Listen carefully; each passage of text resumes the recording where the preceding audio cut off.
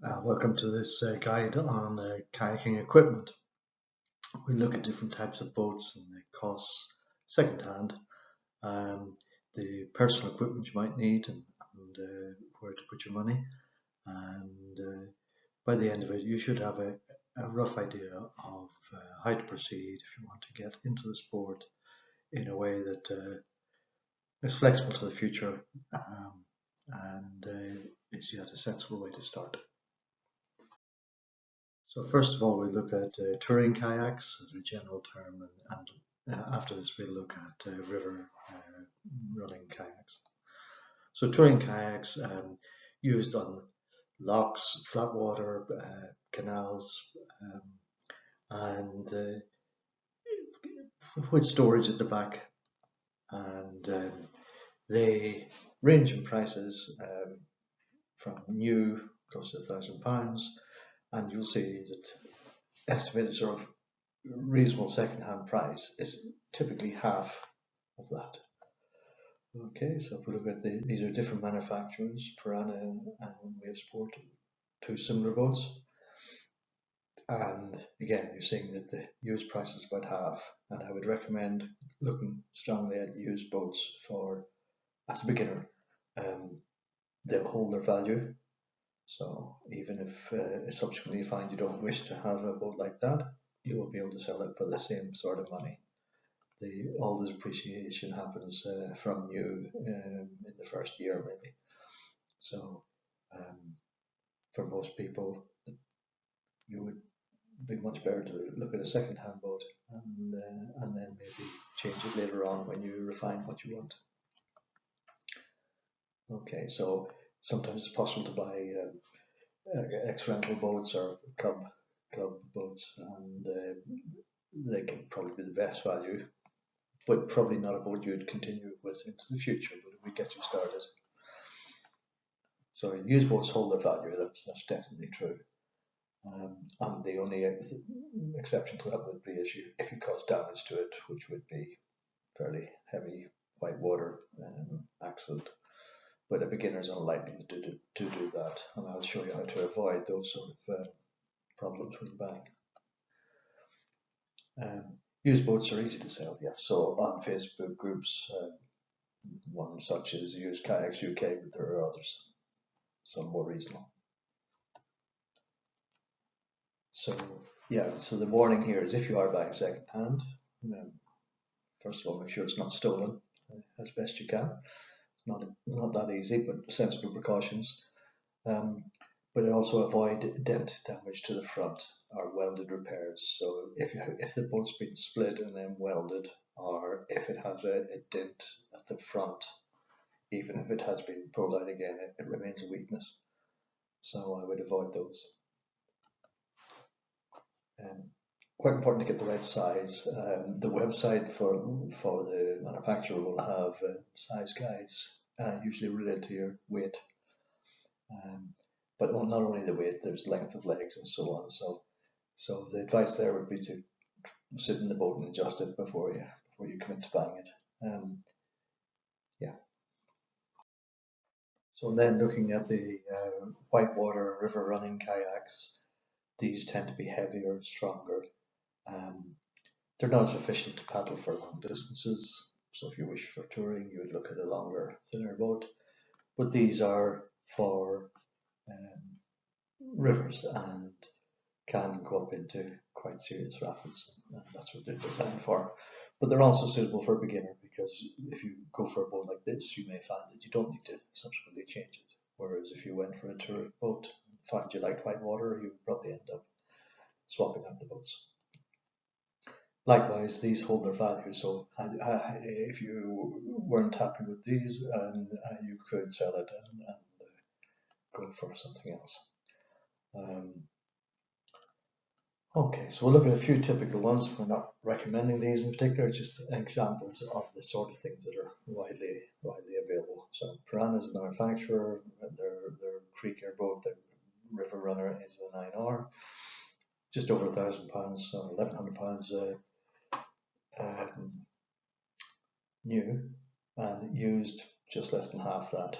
Again, these probably will have more damage on them, and we'll look at that in more detail.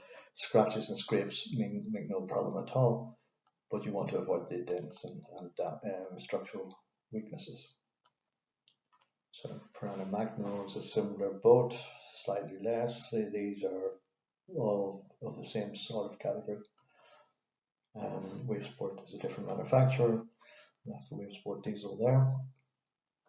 And the Dagger code, well, there's a new one. This is actually a picture of a different Dagger Mamba, I think. But again, for a beginner, these boats would all be similar. For a more experienced paddler, the 9R maybe would be for the bigger volume rapids. Piranha Ripper is a more modern boat. It's a bit more expensive, and it's got a slicier, thinner back end, which would be more difficult for a beginner in that it's less stable, but also better longer term. It's more versatile. So, like we said, avoid dents and repairs. Well, welded splits or dents, usually at the front. I'll show some pictures later of those.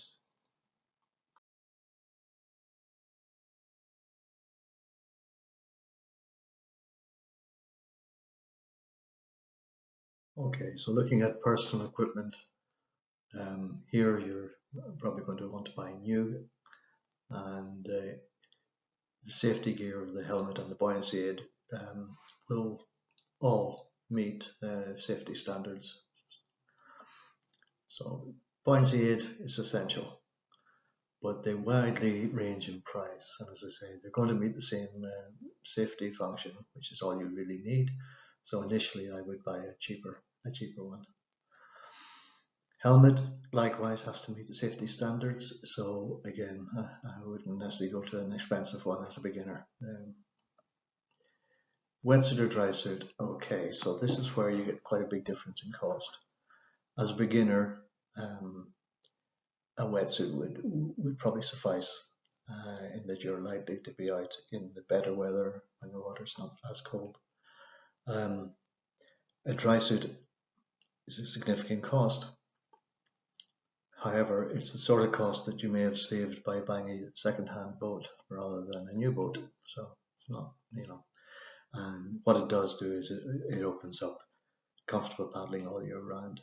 And bear in mind that a lot of the best water occurs in the winter, when obviously it's colder. So a kayak is a waterproof and windproof over jacket. Keeps splashes off you. The one shown in the picture there has actually neoprene neck and cuffs on the wrists and on the waistband.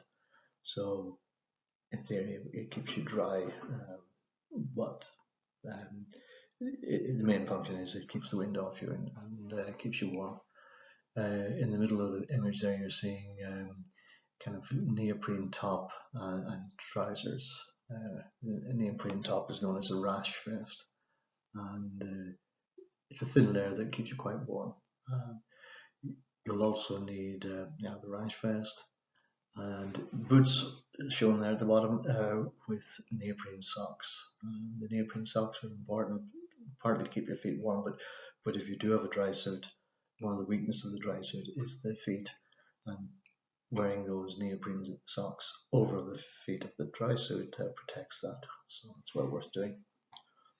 And good boots, good footwear is important for safety, partly if you come out and you're in the river, protects your feet obviously, but also you're often walking about on the side where rocks are slippery and so on, and having decent footwear is important. One thing to check is that whatever footwear you're going for fits in your boat. Some of the smaller play boats, the foot depth is quite shallow. So along with your boat, the other two things you're going to need is a paddle and a spray deck. Now, both have quite a wide range of prices, and again, advice would be to go not for the absolute cheapest, but for the lower middle range in both as a beginner. Subsequently, your paddle might become a spare paddle, and you get a better paddle, but So we're looking here at paddles. First of all, the length depends on the boat. The shop could give you advice. I would typically buy a paddle new. Sometimes they come up second hand. Thing to understand too is that they're left-handed and right-handed paddles. You'll see some with what they call a cranked shaft. Not necessarily for a beginner, and would be more expensive. So I would go for a simple straight shaft. I wouldn't get too obsessed about blade angles and feather angles and so on. And just make sure you get a right-handed or a left-handed one to suit yourself. So you can start off the cheaper ones at £50, and you can go up to light. You're paying more for lightweight carbon fiber shaft and fiberglass blades, and you can be up hundreds of pounds. Spray decks, you've also got a range of costs. It's important to get one that fits the cockpit of the boat that you have, and that you can find from the manufacturer. The next thing is the waistband. It should be tight. The idea here is that it makes a seal to the cockpit of the boat to stop water coming in, and seals around your waist to stop water coming in. That's really it. There's not much to choose between them. Material, the best is probably neoprene. Some cheaper ones are nylon. Okay, so when we look at helmets, the cost new ranges from £30 to £120. Now, I wouldn't buy second hand. It's a safety critical thing. So, you can go for the cheaper one though, because all the helmets have to meet the same safety standards. So when you're going more expensive, partly you're paying for a brand, partly you're paying for lightness, but they all have the same basic function. It is important to get the right size, although the helmets are also quite adjustable. But you want it comfortable on your head. Okay. Now, when it comes to buoyancy aids, again, wide-ranging costs. The one shown in the picture is what's called a rescue one, which would be for a leader in a group, and it's expensive at the higher end, whereas a beginner probably needs a very basic, lower cost buoyancy aid. Again, they may have to meet the same safety standards, so important to have one and look after it, but they're also highly adjustable, but there are different sizes. So again, there will be size guides and weight guides and so on. So make sure that you're within the right band. Okay, so we looked at the costs for your personal equipment. A new kayak, shown there in the top left, can range from £40 up to over £200. As a beginner, you probably just need a basic kayak, so I would go for the lower cost end of that. New rash vests on below it there. This is a kind of soft neoprene, and keeps you warm, gives you a lot of freedom of movement, and range and cost £25 to £50. Okay, a new wetsuit, £50 to £150, not shown in the images, but the thing to consider there is freedom of movement around your shoulders and arms. Okay. Shown below the rash vest is some neoprene water boots. This would be a minimum. You want decent footwear to protect yourself if you happen to take a swim in the river, but also to walk about on the bank, maybe to inspect rapids and so on. So water shoes or even water boots might be a better option. So shown in the image on the right is a dry suit. It's an expensive item. You'll get many years out of it if you look after it. Anyone I know who's got one hasn't regretted buying one. But as a beginner, you may wish to defer that till you're sure that you're going to remain involved in the sport.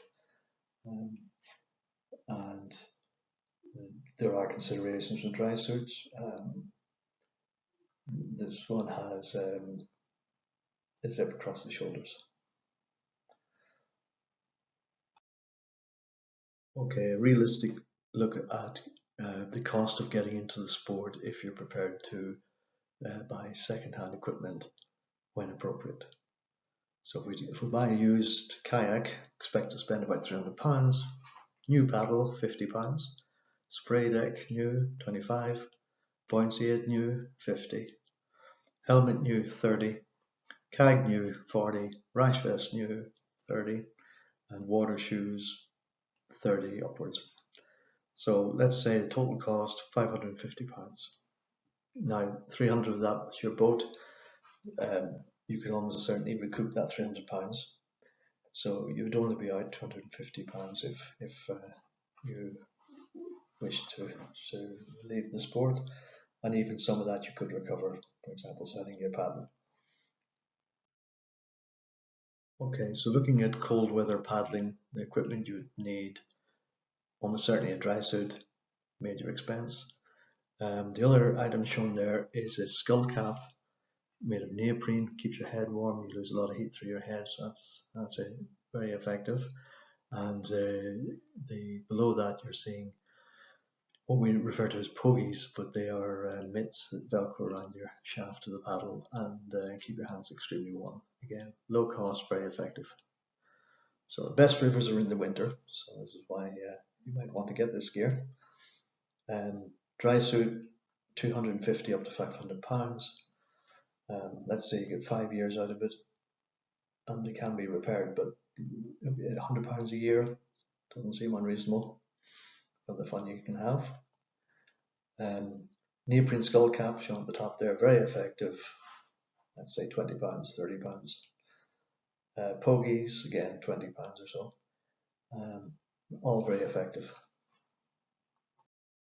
So again, if we look at keeping the costs down but being able to paddle all year round, which, if you can manage it, is the best way to go, you'll be looking at a used kayak, £300, a paddle for 50 new, spray deck new at 25, buoyancy aid new at 50, helmet new at 30, a dry suit new at 250, that's a cheaper but not the cheapest dry suit, rash vest at 30 new, water shoes 30 new. Now you could spend quite a bit more and get better with those, but you could defer that.